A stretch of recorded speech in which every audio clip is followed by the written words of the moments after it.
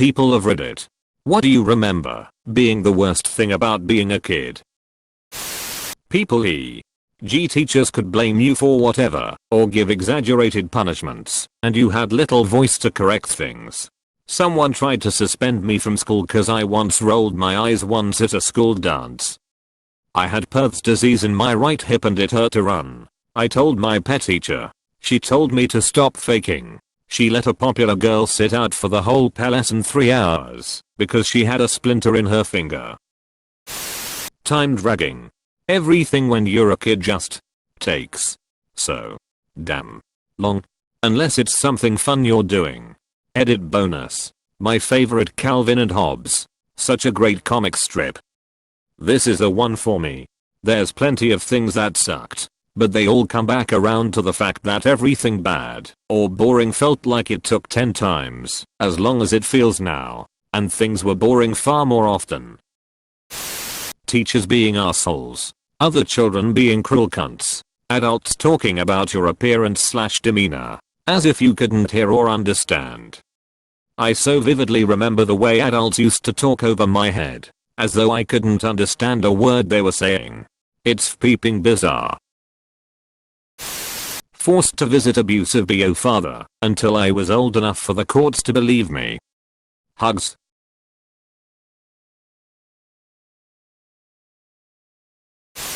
My psycho, Pentecostal grandmother not letting me have a childhood at all. If you've ever read Carrie by Stephen King, Carrie's mom was on point with my grandmother. So much so that I couldn't finish the book because it was chillingly accurate. Interest peaked. Grew up in Pentecostal family, but had a relatively positive experience. Finding it harder though as an adult with children to break free from my mother's expectations of how to raise a child. We don't attend church. It's a sore subject. Being told stop lying when trying to tell my parents about being molested by my grandfather. He confessed on his deathbed. Out of wanting some resolution to this situation, which clearly was much more difficult and left unresolved for much longer for you. Did that get your parents to commit to any sort of acknowledgement? Having worse emotional regulation. Negative emotions can definitely be overwhelming at any point in life, but not having any strategies to calm down due to life experience was pretty awful in hindsight. Notice how most toddlers and little kids cry and throw tantrums at random times. Most adults have learned to control or oppress those feelings more appropriately. I still remember when one of my friends was little, seeing her crying quietly to herself, so I asked her what was wrong. My favorite crayon broke, she said sadly, showing me the crayon with its tip snapped off. She's almost 19 now, graduated high school with honors, and is an essential worker during the pandemic and definitely doesn't cry over crayons anymore. Lived with bipolar mother until I was 12. Wasn't a fun experience. My Phil is bipolar and man, it is exhausting as an adult. Especially when he is unmedicated.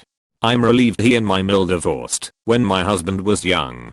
The damage he managed to do in that time was bad enough. I hope you've found peace in your adult life. Whenever I was going through something, people were like, "Oh, you're just over-exaggerating." I wasn't. Similar. Being told it's just your age. Turns out it was depression. Mum's tuna pasta bake every single Friday night. Every Friday night. I haven't eaten tuna since. My family used to make squash casserole multiple times a week.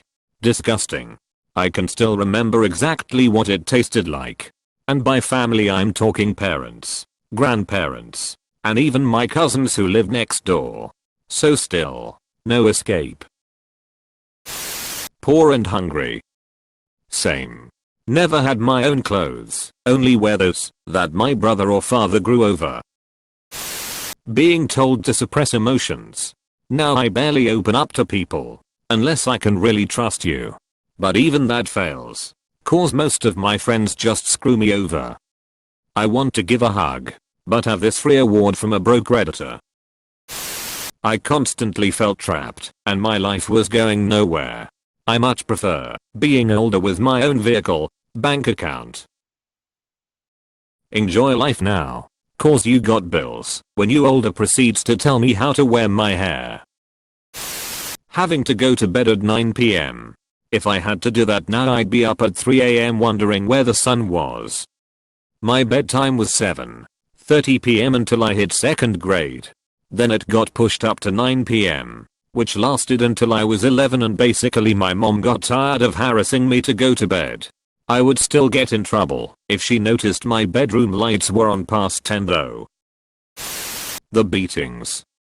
The justification later. Sometimes accompanied by a well-rehearsed sob story about how bad they had it when they were kids. Looking back at it, having to bum my parents to drive me everywhere was a gigantic pain in the ass. The real reason our functioning and safe public transport is how much more independence it grants and how many doors it opens to hobbies etc. When you are not limited to your immediate surroundings. The environmental benefits are great and all. But do you know how amazing it is to be able to do something else than the sports offered by the nearest sports club? Having acne. Oh, that is a bummer. I hated being called pizza face. Girls asking me can I pop it? Being talked to like a kid. I wasn't a genius by any means, but remember as far back as 10 years old, I hated being talked to like a kid. This for me too. As an adult now I never talk down to kids. Kids absolutely love me for it. You get no say in what you're going to eat. There is a meal served, and you have to eat it, and you'll have to like it. In hindsight, after seeing the world around, I was well fed. So that was nice. I hated 90% of the meals served growing up. As an adult, I look back and appreciate the efforts that went into those meals. I had severe allergies and couldn't eat any normal foods at all, so my mom basically spent her entire life researching food and cooking. Then she was always kind to me when I turned my nose up at what she had worked so hard on. At least now I'm old enough to tell her thanks. My mom made loads of mistakes, but she really shines in some other ways. I remember you when you were this tall. Moth earth peeper, I don't remember what I ate for breakfast yesterday. I used to hate even leaving my room during puberty, and I was remarkably social. Because every time I was down there eating food I'd be inspected by my mum. Your hair is so greasy. That's why you have pimples on, or it just happened during puberty? Have a shower, wash your face, brush your teeth, comb your hair. Every time I was told to do those things I would want to do them less.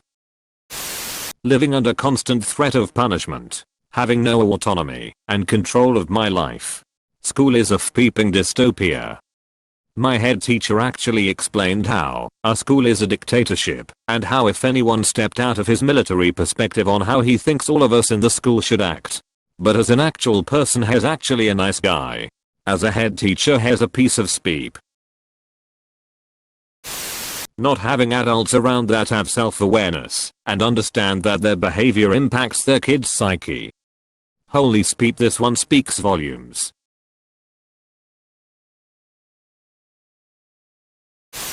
My parents screaming at me for showing any negative emotions, or for daring to cry for no good reason.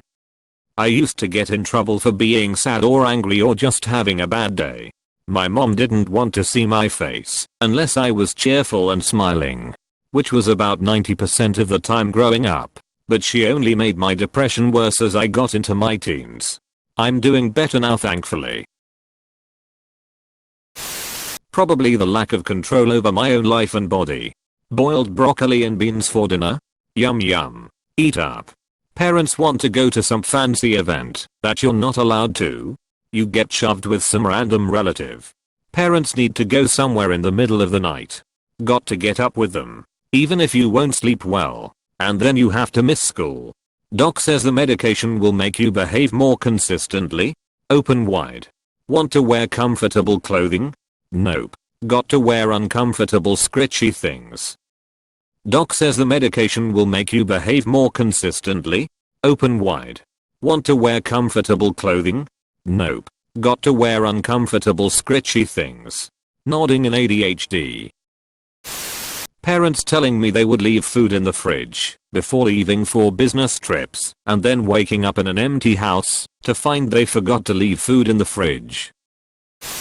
Then you can sit at the dinner table until your plate is cleared. 9-year-old me sat at the dinner table alone for 3 hours until 9 p.m. because my mom overcooked the speep out of some broccoli and it tasted like an actual fart in my mouth. She never was a good cook, but it was all I had to eat. Yes. And also don't come out of your room until your homework is done. Yes. All caps. Because my mother was a bitch. So I would stay in my room from after school, or whenever my mother got home, until 8 to 9 p.m. or sometimes all the way until bed, only being allowed to come out for some nasty half-cooked dinner I didn't want.